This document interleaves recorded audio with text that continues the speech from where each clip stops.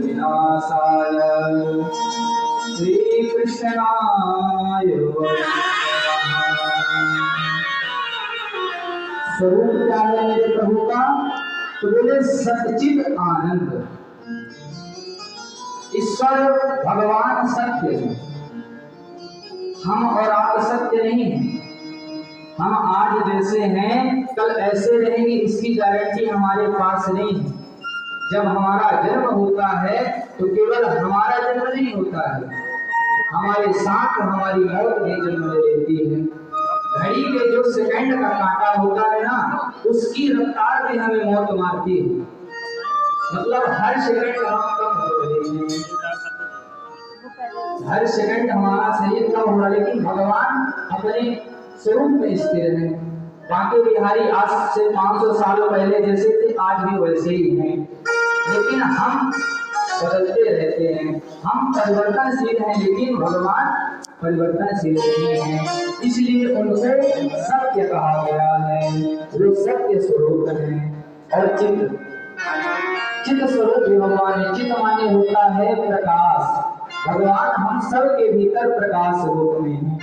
अच्छा, भगवान कहाँ रहते हैं आप लोग बताइए, कहाँ रहते हैं भैया? हृदय में, तीनों लोगों में रहते हैं। सही, पक्की बात है।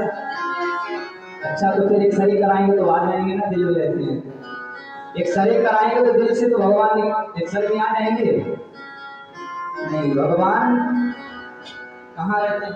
भगवान ना तो मंदिर में रहते हैं सज्जनों, ना तो किसी धाम में रहते हैं, ना किसी तीर्थ में रहते हैं। तो भगवान रहते कहाँ? तो बोले भगवान वहां रहते हैं जहाँ भक्त का विश्वास है।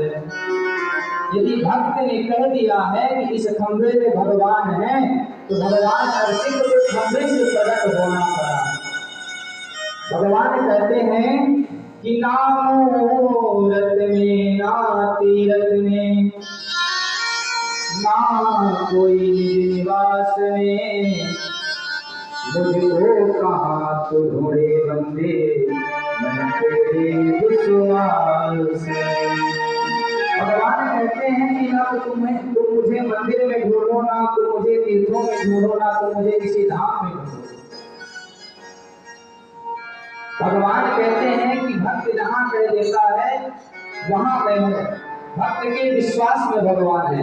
प्रहलाद ने विश्वास के साथ कह दिया था कि भगवान इस खंभे में है, तो भगवान खंभे से प्रकट हो गए। यदि विश्वास है तो भगवान हर जगह है, और विश्वास नहीं है तो भगवान सामने भी बैठे हो तब में दिखने वाले नहीं हैं।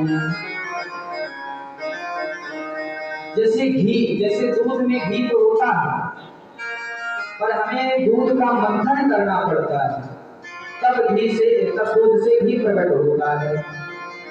ऐसे ही भगवान हम सबके भीतर तो हैं, पर हमें विश्वास करना पड़ता है, तब भगवान प्रकट होते हैं।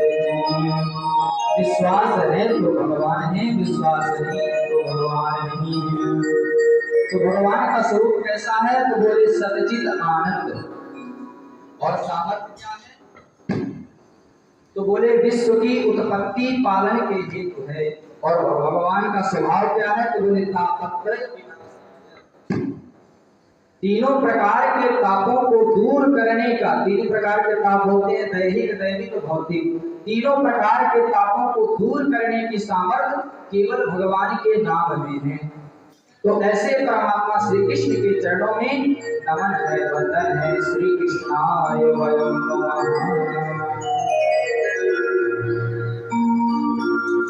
प्रभु के चरणों में नमन किया, वंदन किया। और भागवत जी के जो प्रतिपाद्य देव हैं श्री सुखदेव जी महाराज, उनको नमन करते हैं, उनके चरणों में भी नमन किया। यं तत्त्वजन्तमनुपेतमपेतकृत्यं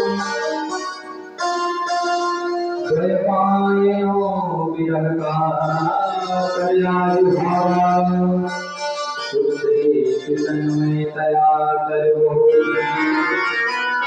तं सर्वभूतहृदयं निमायतोऽस्मि।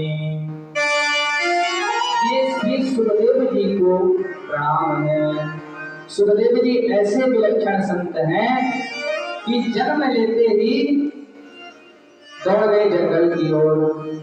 जन्म लिया और एक क्षण भी घर में रुके नहीं।